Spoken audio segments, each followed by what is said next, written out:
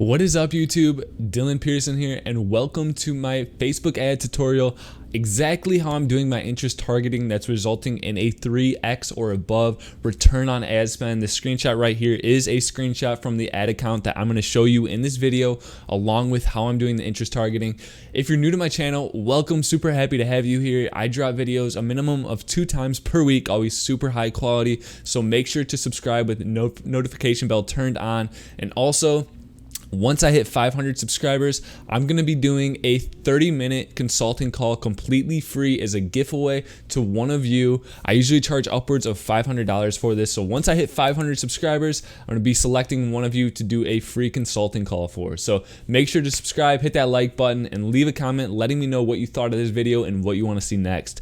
Let's just jump right into it. So I've been having really good success with interest targeting lately, and I've been following a very specific method that I don't see taught a lot on YouTube. So I wanted to cover it. So here we go.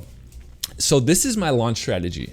About, what is today's date? The 20th of July. On the 9th of July, I launched a brand new store with a brand new pixel, just so I could really try out some of these new methods, and they worked super well. So this is my exact launch strategy. I launched around 10 ad sets. There wasn't really a specific reason I picked 10. It's not like a magic number that's going to get you sales or anything. It's just that was enough for me to cover all of the angles that I wanted to. So I launched 10 at $20 per day. The reason I launched at $20 per day is I want to get the data fast. I don't like to wait. I invest in data. I know when I'm not making sales and I'm still collecting data. So if I'm trying to save money and go for $5 to $10, it just takes way too long to get the data. You don't give Facebook enough time to optimize, and so $20 a day for me has been the sweet spot for the past 3 months, 4 months, and it's continued to be really good. So that's why I've been launching them at. And the next thing I do is I cover all of the angles of my marketing campaign. So I put an example here for sunglasses. Maybe I would look at a fashion hook or angle, one for fishermen, hikers, travelers, people with like eyesight damage, different things like that. So those are angles that I'm thinking about in launch.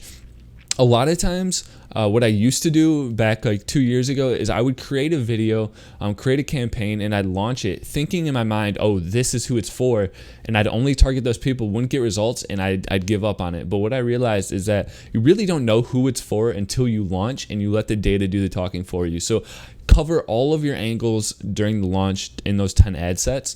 The bigger the better in terms of audience sizes. The minimum audience size I use during launch with an interest is 2 million, and the max, there's no cap on it.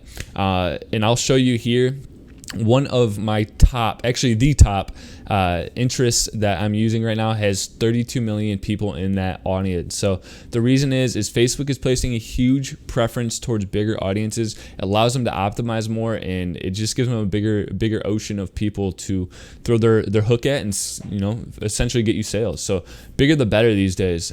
Minimum of 2,000 impressions.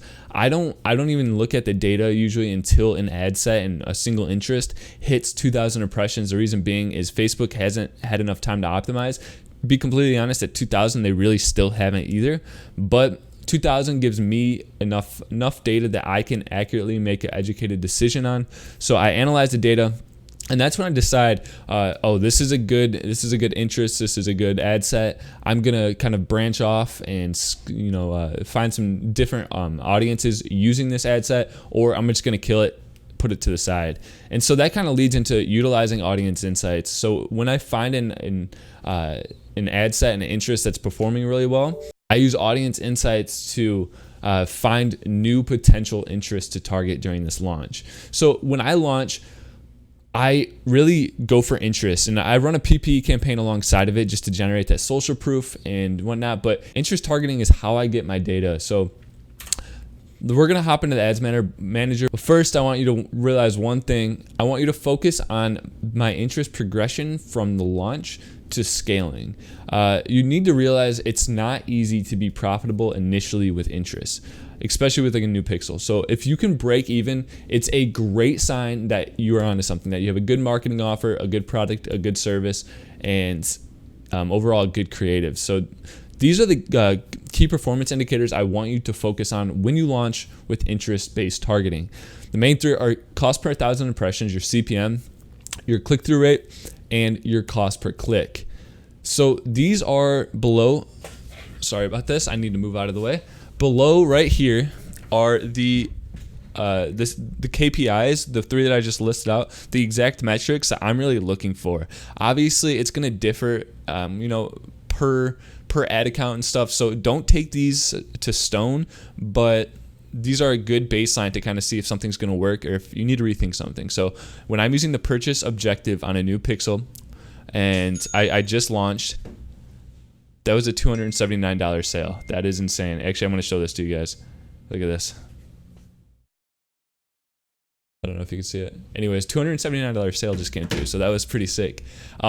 Anyways, the core KPIs for a great campaign with a new Pixel and just launching to interest is less than a $10 cost per 1,000 impressions, greater than a 4% click-through rate, and lower than a 50-cent cost per click. This is a amazing sign. Like if you're getting audiences that have these type of metrics, you are onto something. Continue. Don't give up. If you're not making sales, continue doing what you're doing. It will work eventually. Average lower than $20, click-through rate greater than 2, cost per click less than 1. If I have something like this, I'm like, maybe it's the audience itself. Maybe I need to continue testing interest and see if there's just a different angle that I'm missing out on here. At this point, I might even just run a really broad targeting to the USA for a few days, spend like $100, let Facebook do the interest for me, get that data for me. But average, there's definitely some ways to work with it, and it does have potential. Bad though is greater than $20, lower than 2% click-through rate, and greater than $1.50 cost per click. If you initially start with these type of metrics, it's going to be very tough for you to become profitable. The reason you're getting such a high CPM is your video and creative just feel forced, and Facebook doesn't like to show it to people because they're not naturally engaging. So you want to focus on your creative. If you're getting a low click-through rate, you want to focus on your offer and your call to action, and your cost per click is just essentially a summary of those two. So really focus on the creative and your offer at this point. You should be focused on engaging people with your video and then leading them off of Facebook onto your website. Focus on those two things, and you can take a bad to average and then average to great. So that's what I'm focusing on. So we're going to go ahead and jump right into my ad account here. So here we are in my ad account for the store that I just launched. And this is the past 2 days of data. And what I want to show you is here we have my interest campaign, and it's resulting in a 3.54 return on ad spend. Absolutely killing it. Spent $400, made $1,600. And as you see, it's actually outperforming the lookalikes and whatnot. But what I want you to show you is the progression from the launch to this point. So if I go back here to the 8th through, let's just do the first 3 days. So what you'll see is my interest had a 1.46 return on ad spend. I was still profitable at this point. And you got to remember, Facebook doesn't track all the purchases, so this might have been a little higher. And this was a great sign, but I want to show you these key performance indicators. So if we come over here to my CPMs and my unique click-through rates, you'll see that I was getting really good CPMs in the $13 range. So this was a good sign. It was doing better than average. It wasn't at that point of great yet, but then I looked at my click-through rates, 4%, 4.5%, almost 5%. Everything was killing it. My cost per click was great. So the CPMs being a little bit above 10 was not an issue for me. So this was a great sign. And this is when I knew like I had something that was going to work. I wasn't making too many sales. I was just barely breaking even, but I knew I was onto something. I just needed to continue reworking the creative, reworking my interests. And so I have a link in the description to how I utilize audience insights in depth.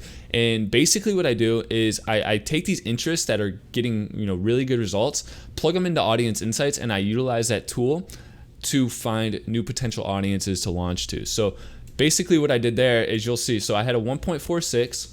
So let's go from the next 3 days. Bump that over, I had a 2.04. So basically I just continued utilizing audiences and scaling into new ones that were performing even better. So let's check out what some of these with the good return on ad spend were getting me. So $12 CPM, 2.65, 0.49. So this is exactly what I was seeing from the start. And that's kind of what I wanted to point out to you guys is if you see those analytics and those metrics in the start, it's really going to stay pretty consistent here.